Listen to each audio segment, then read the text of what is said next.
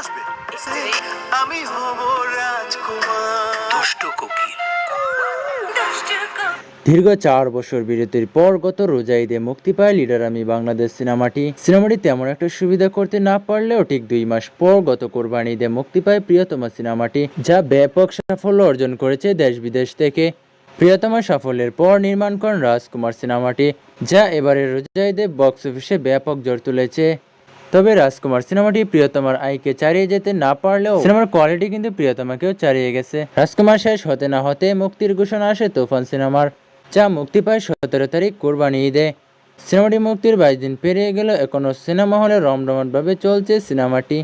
শুধু দেশেই নেই, দেশের বাইরেও বেশ জাঁকজমকভাবে চলছে সিনেমাটি।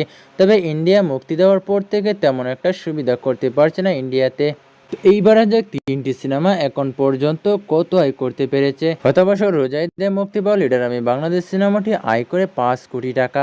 এই সিনেমাটি ইনকাম বাদ দিয়ে আমরা 3টি সিনেমার হিসাব করব।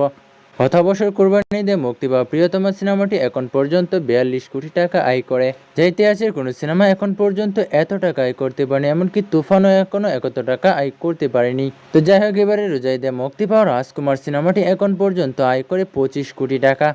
যা কথা ছিল প্রিয়তমাকেও ছাড়িয়ে যাবে রাজকুমার সিনেমার আয়, কিন্তু তেমনটা হয়নি। তো যাই হোক, ব্যবসা সফল হয়েছে। এদিকে 17 তারিখ কোরবানিতে সারা বাংলাদেশ প্রেক্ষাগৃহে মুক্তি পায় তুফান সিনেমাটি। তুফান সিনেমাটি 23 দিন এখন পর্যন্ত টোটাল বক্স অফিসে ক্রস কালেকশন করে 35 কোটি টাকা, যা এত কম সময়ে এত টাকা আয় করতে পারেনি কোনো সিনেমা। যা সব মিলিয়ে 3টি সিনেমার আয় দাঁড়ায় 102 কোটি টাকা। তাহলে বুঝতেই পারছেন সিনেমাটি কি পরিমাণ টাকা আয় করতে পেরেছে।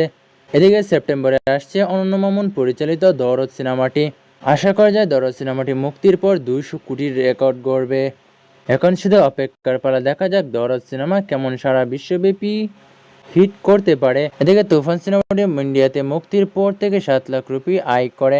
এদিকে তুফান সিনেমাটি ইউএস থেকে আয় করে $1 লক্ষ উপরে, যা বাংলাদেশি টাকায় 1 কোটি টাকার উপরে। তো সেই পর্যন্তই, দেখা হচ্ছে নতুন কোনো ভিডিওতে। তখন সবাই ভালো থাকবেন, সুস্থ থাকবেন।